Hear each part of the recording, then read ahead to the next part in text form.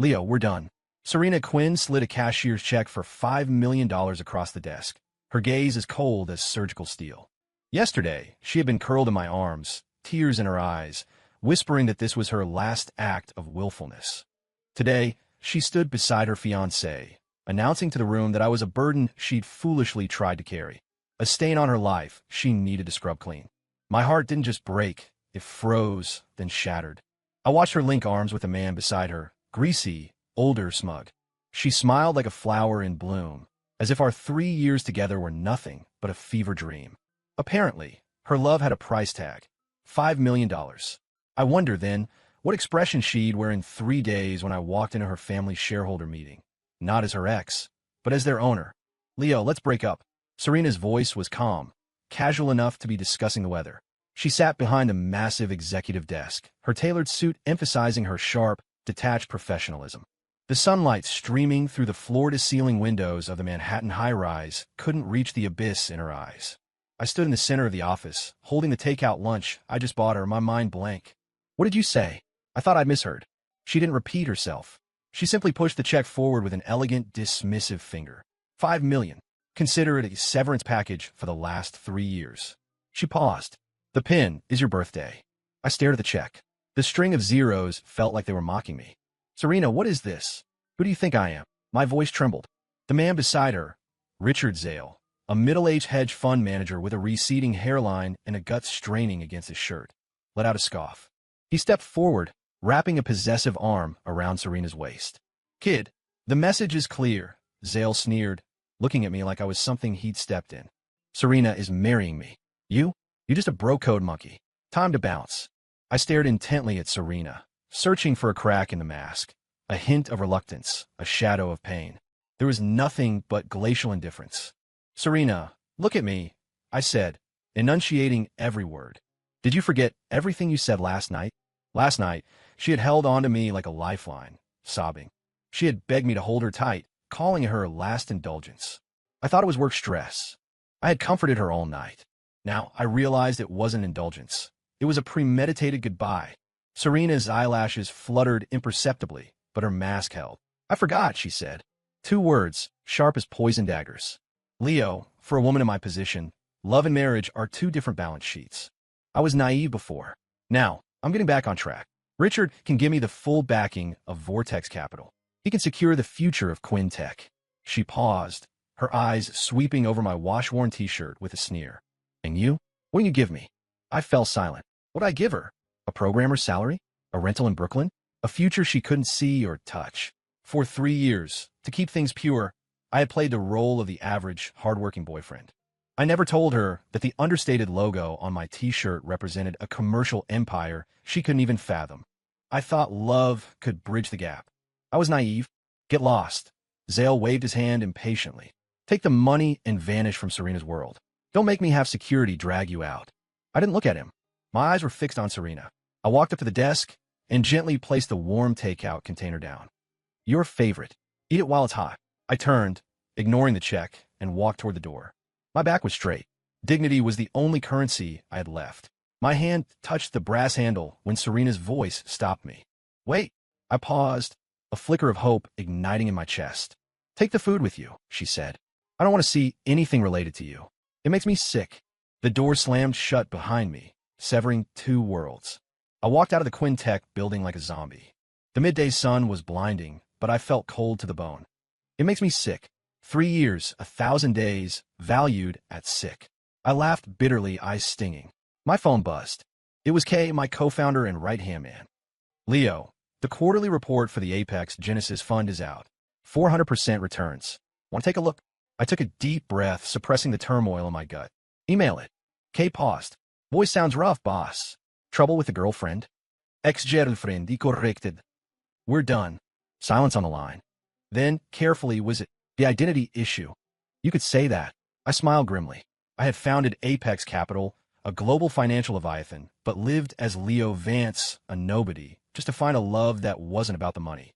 I met Serena at a tech summit. She was the brilliant heiress. I was the face in the crowd. I chased her.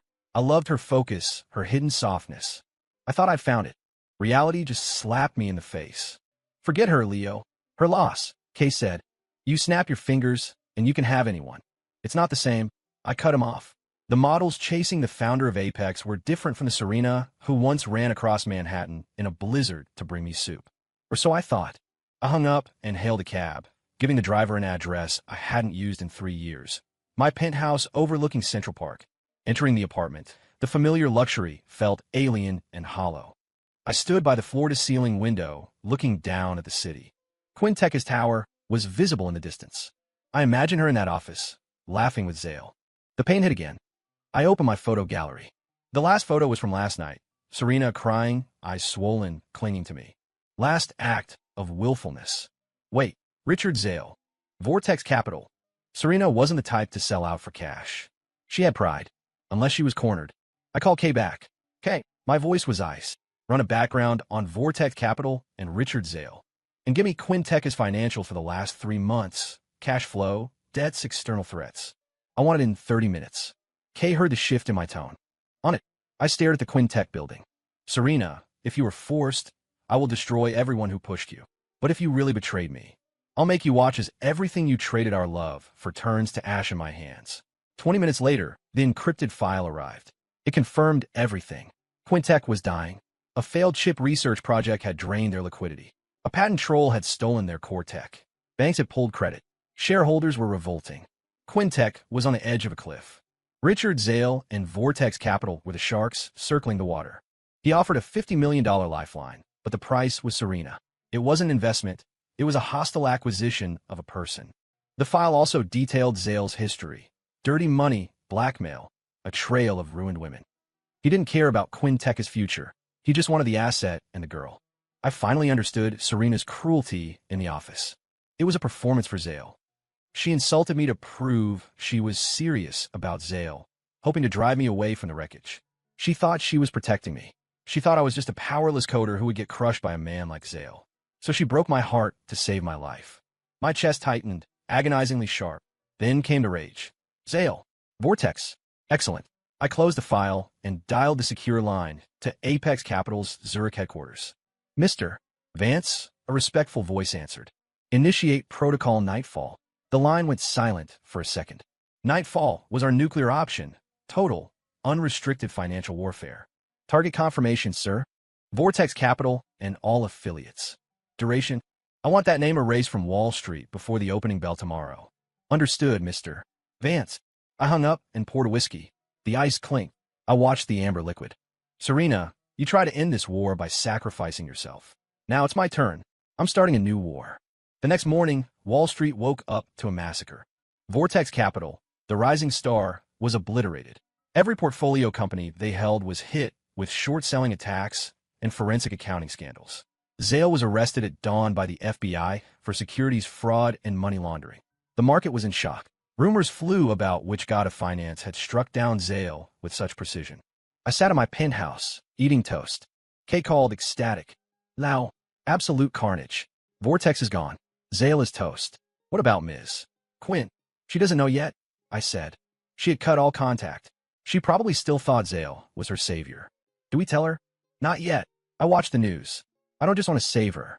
I want her to realize that the savior she sold her soul for was made of glass. And the man she pushed away with a mountain. On the TV, Quintec was holding an emergency press conference. Serena looked gaunt in a black suit. Her father, Samuel Quinn, stood behind her, looking grim. We regret the events surrounding Vortex Capital. Serena's voice rasped, but Quintec remains committed to survival. A reporter stood up. Ms. Quinn, rumor has it you dumped your boyfriend of 3 years to secure funding from Richard Zale. Is this true? The room exploded. Serena froze.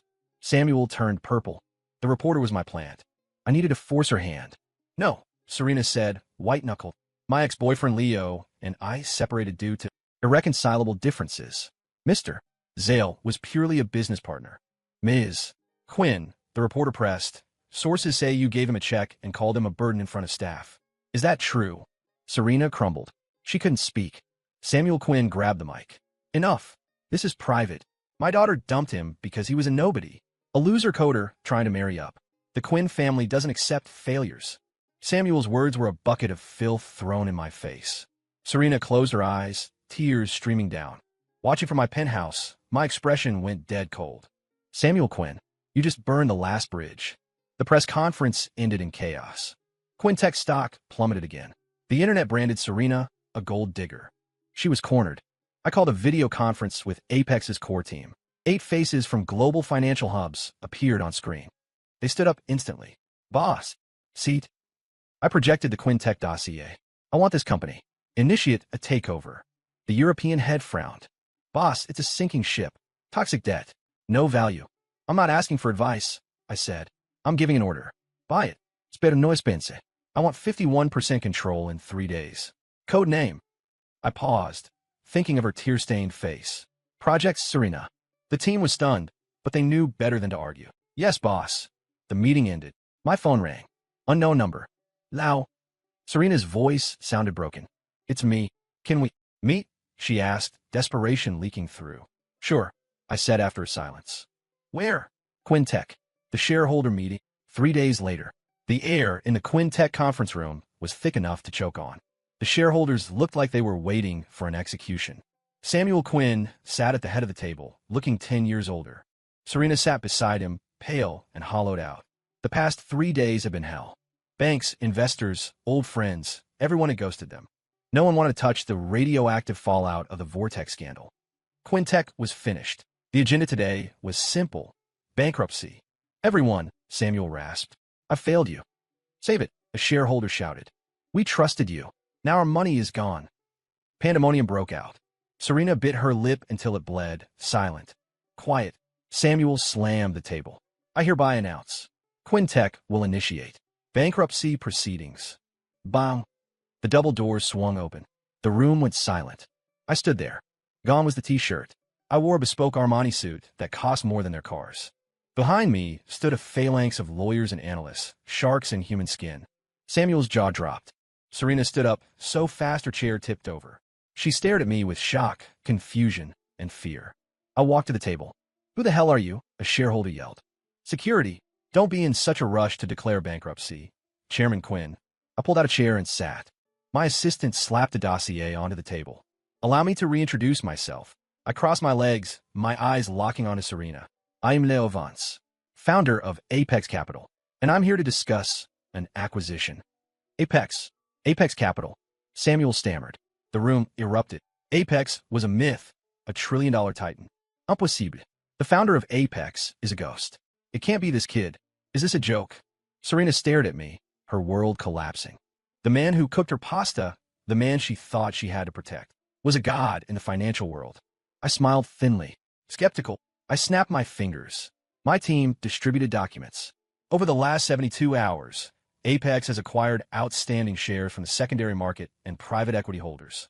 They opened the folders. Faces went pale. Apex Capital now held 53.7% of Quintech. The company had a new owner. Now, I lean back. Any more questions about who I am? Silence. Absolute, terrified silence. Samuel Quinn swayed, clutching Serena for support. He realized the magnitude of his mistake. He had called the man who held his life in his hands a loser on national television. I ignored him. I walked up to Serena.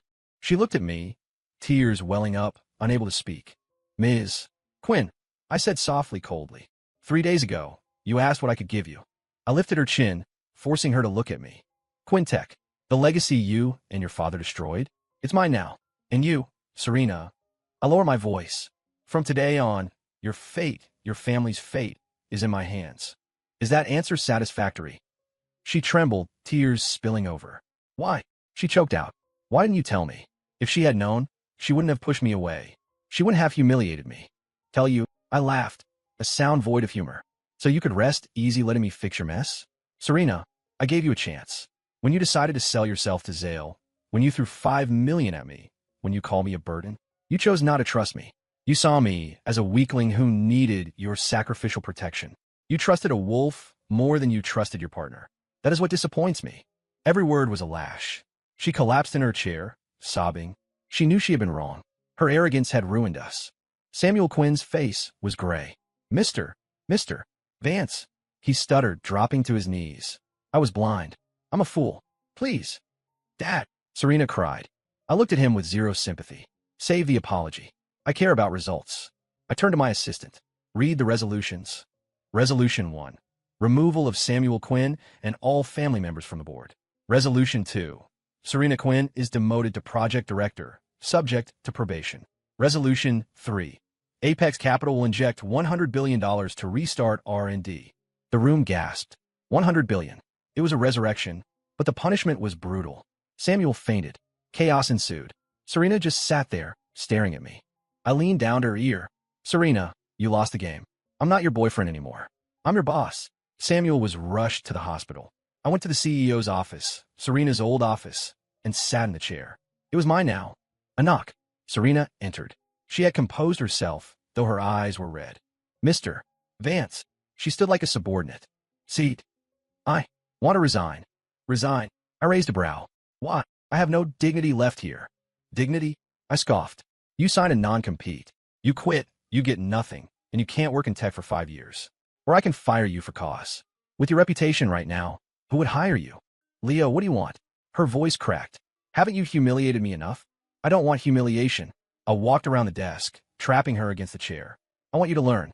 Stop making decisions for me. From now on, your career, your life. Idicide. That's your new boss's first rule. She looked up at me, trembling. Do you still love me? The question broke the dam. The anger drained away.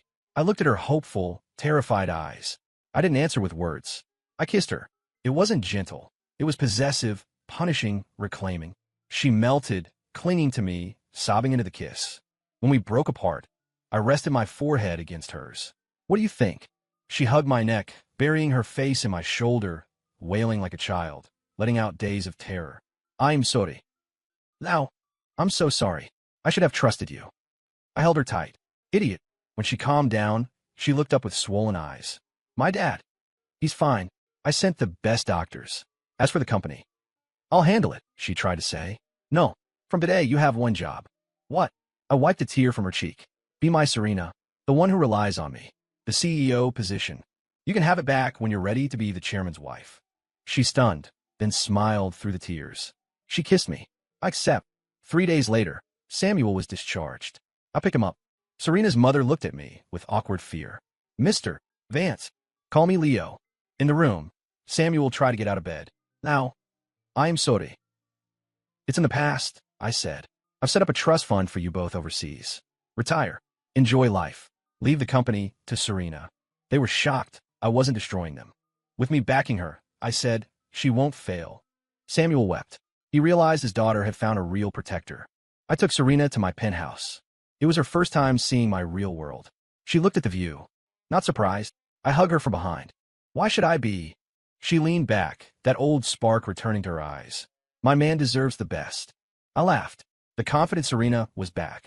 So when does the boss's wife visit Apex HQ? Nope. Quintech is a mess. I'm Busse. She grinned mischievously. But you could be my secretary. Chairman's secretary? Expensive. How expensive? Takes a lifetime to pay off. She blushed. Outside, the New York skyline glittered.